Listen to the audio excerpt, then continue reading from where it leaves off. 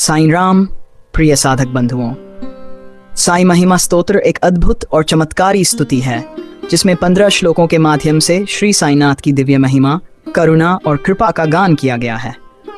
इसे भक्तिपूर्वक पढ़ने या सुनने से मन की अशांति दूर होती है और आत्मा में शांति, श्रद्धा और विश्वास जागृत होता है। आज हम लोग साईं बाबा के इस महिमा स्त्रोत का हिंदी भावार्थ समझेंगे। साईं का अर्थ आत्मा होता है और साईं बाबा आत्म स्वरूप हैं, जो भगवान का निराकार रूप हैं। बाबा साकार भी हैं और निराकार भी हैं। भगवान के निराकार रूप की ये प्रार्थना भगवान को अपनी ओर शीघ्र आकर्षित करने में सक्षम है। जो भक्त प्रतिदिन साईं महिमा स्तोत्र का पाठ करता है, उसके जीवन के संकट दूर हो जाते हैं, दुखों का नाश होता है और उसे अपार सुख शांति की प्राप्ति होती है। यह स्तोत्र साधक के जीवन में आस्था को दृढ़ करता है और उसे परमात्मा के सान्निध्य का अनुभव कराता है। इसका पाठ करने वाले भक्तों पर साईं बाबा की कृपा बरसती है। साईं महिमा स्तोत्र केवल मंत्र नहीं, बल्कि साईं के चरणों में अर्पित आत्मसमर्पण का भाव है। यह भक्त और भगवान के बीच प्रेम का सेतु है, जो साधक को आत्मिक उन्नति और मोक्ष की ओर ले जाता है। तो आज का ये वीडियो अत्यंत पवित्र और हृदय स्पर्शी है। आज हम लोग श्री शिरडी साईनाथ की महिमा का गान करेंगे। श्री साईनाथ महिमन स्तोत्रम केवल शब्दों का संग्रह नहीं है, यह साईं की कृपा का आह्वान है। यह भक्त के हृदय और सद्गुरु साईनाथ के बीच एक आत्मिक सेतु है। इस स्तोत्र के प्रत्येक श्लोक में साईं बाबा की लीला, उनकी कृपा और उनकी करुणा का वर्णन है। जो इसे श्रद्धा से सुनता है, उसका जीवन निश्चित ही बदल जाता है। पहला श्लोक, सदा सत्स्वरूपं चिदानंदं जगत संभवस्थान संहार हेतुम स्वभक्ते छया मानुषं दर्शयन्तं नमामीश्वरं सद्गुरु साईनाथम, जिसका अर्थ है साईं सदैव सत्य स्वरूप हैं। वे चिदानंद यानी जान और आनंद के स्रोत हैं। वे जगत के सृजन, पालन और संहार के हेतु हैं। फिर भी भक्तों का कल्याण करने के लिए ही वे मानव रूप में प्रकट हुए हैं। ऐसे ईश्वर सद्गुरु साईनाथ को मैं प्रणाम करता हूँ। भक्तों, यह श्लोक हमें बताता है कि साईं स्वयं सत्य और आनंद के साक्षात स्वरूप हैं। भक्तों की करुण पुकार से ही भगवान मानव रूप में अवतरित होते हैं। दूसरा श्लोक, भवद्वांत विध्वंस मार्तन मीडियन मनोवागतीतम मुनीर ध्यानगम्यम जगद्व्यापकं निर्मलन निर्गुणं त्वां नमामीश्वरं सद्गुरु साईनाथम, जिसका अर्थ है आप संसार रूपी अंधकार को मिटाने वाले सूर्य हैं। आप मन और वाणी से परे हैं। आपको मुनि लोग ध्यान में ही प्राप्त कर सकते हैं। आप पूरे जगत में व्यापक प्रकाश रूप, निर्मल और निर्गुण हैं। ऐसे ईश्वर स्वरूप सद्गुरु साईनाथ को मैं बार बार नमस्कार करता हूँ। बंधुओं, जैसे सूर्य का प्रकाश अंधकार मिटा देता है, वैसे ही साईं का नाम अज्ञान मिटा देता है। जब मन व्याकुल हो, जब वाणी चुप पड़ जाए, तब ध्यान में साईं का अनुभव होता है। वे सदा सब में हैं, सबके भीतर हैं। बाबा सभी जीवों के अंतःकरण के सभी भावों को जानते हैं। श्लोक तीसरा, भवाम बोधिमग्नार्दिताना जनाना स्वपादाश्रिताना स्वभक्ति प्रियानाम समुद्धारणार्थ कलौ संभवंतन नमामीश्वरन सद्गुरु साईनाथम। अपने भक्तों को जो इस संसार सागर में दुखी होकर डूब रहे हैं और आपके चरणों में शरणागत हैं तथा आपकी भक्ति करते हैं, उनके उद्धार के लिए आप कलियुग में अवतरित हुए हैं। ऐसे भक्त वत्सल, दयालु उद्धारकर्ता ईश्वर स्वरूप सद्गुरु साईनाथ को मैं बार बार नमस्कार करता हूँ। हम सब इस जीवन रूपी महासागर में डूब रहे हैं। साईं की शरण लेने पर ही पार उतर सकते हैं।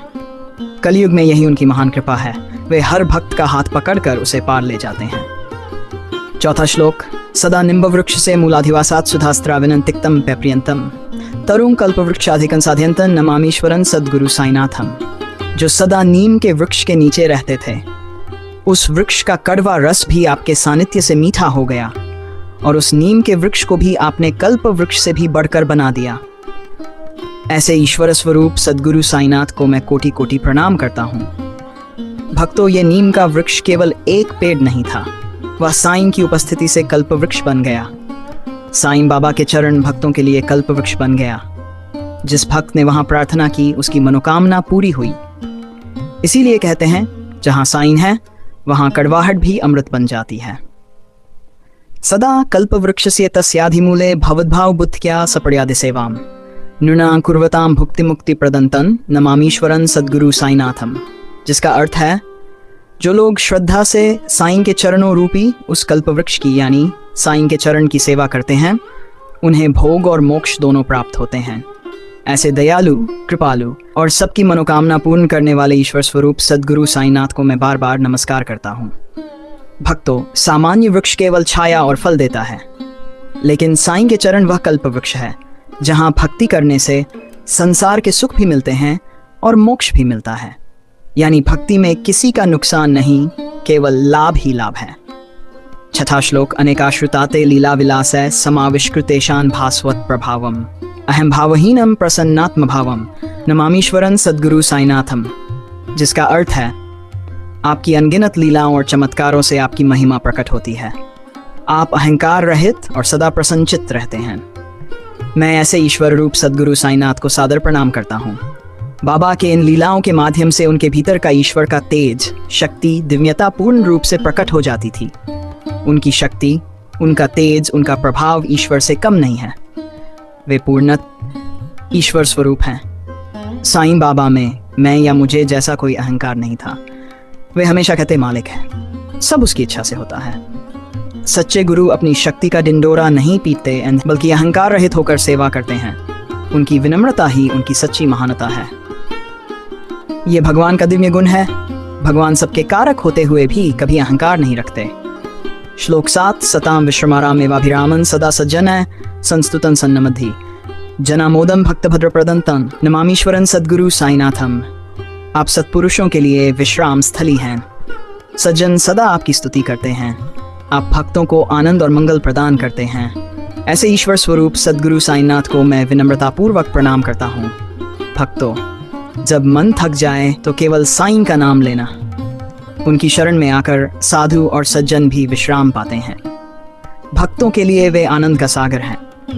श्लोक। अजन्माद्यमेकं परम ब्रह्म साक्षात् स्वयं संभव राम एवावतीर्णम भवद्दर्शनात् संपुनीत प्रभोऽहं नमामीश्वरन सद्गुरु साईनाथम। आप अजन्मा हैं। आप स्वयं अवतरित हुए। आप प्रत्यक्ष उपस्थित, स्वयं प्रकट हुए परमात्मा हैं, जो पहले श्री राम रूप में अवतीर्ण हुए थे। आपके दर्शन से मैं पवित्र हो गया हूँ। ऐसे ईश्वर स्वरूप सद्गुरु साईनाथ को मैं कोटि कोटि प्रणाम करता हूँ। साईं केवल एक फकीर नहीं, बल्कि स्वयं परमात्मा है। उनके दर्शन मात्र से जीवन का उद्धार होता है। यही कारण है कि आज भी शिरडी में लाखों भक्त उनके चरणों में आकर पवित्र हो जाते हैं। 9वां श्लोक। श्री साईश कृपानिधे खिल नृणा सर्वार्थ सिद्धि प्रद युष्मत् पादरजा प्रभावम अतुलन धाता अपि वक्ता अक्षम। हे साईं, आप कृपानिधान हैं, सभी मनुष्यों की इच्छाएं पूरी करने वाले हैं। आपके चरणरज की महिमा इतनी महान है कि उसका वर्णन स्वयं ब्रह्मा भी नहीं कर सकते। साईं बाबा की चरणरज अमृत से भी बढ़कर है। जो कोई विनम्र होकर उनके चरणों में झुकता है, वह सब कुछ पा लेता है। 10वां श्लोक। साई रूपधर राघवोत्तम भक्त काम विबुद्धुमम प्रभुम माया उपहत चित्त शुद्धिये चिंतयामी अहम अहर्निशमुदा। जो साईं रूप में अवतरित होकर रघुवंश के श्रेष्ठ प्रभु भगवान राम की दिव्यता धारण किए हुए हैं, जो भक्तों की हर इच्छा को पूरा करने वाले कल्प वृक्ष समान प्रभु हैं। उनकी कृपा से मेरे भ्रमित मन की माया दूर होती है और चित्त पवित्र होता है। ऐसे प्रभु साईनाथ का मैं दिन रात आनंद पूर्वक ध्यान करता हूँ। भक्तों, साईं का निरंतर स्मरण करना ही सबसे बड़ी साधना है। मनुष्य का मन माया में भटकता है, लेकिन साईं का नाम लेने से मन शुद्ध हो जाता है। शरद। सुधांशु प्रतिम प्रकाश कृपात पात्रं तव साईनाथ त्वदीय पादाब समाश्रिताना स्वच्छाया तापम अपाकरोतु। हे साईनाथ, आपका प्रकाश शरदतु की पूर्णिमा की चांदनी जैसा शांत, निर्मल और शीतल है।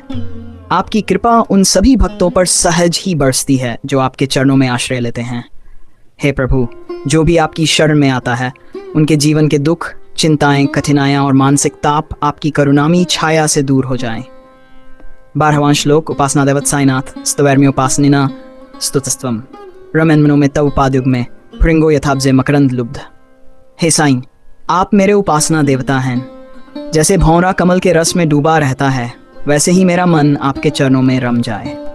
भक्तों, जैसे भौंरा फूल को छोड़ नहीं सकता, वैसे ही हमें साईं के चरणों को कभी नहीं छोड़ना चाहिए।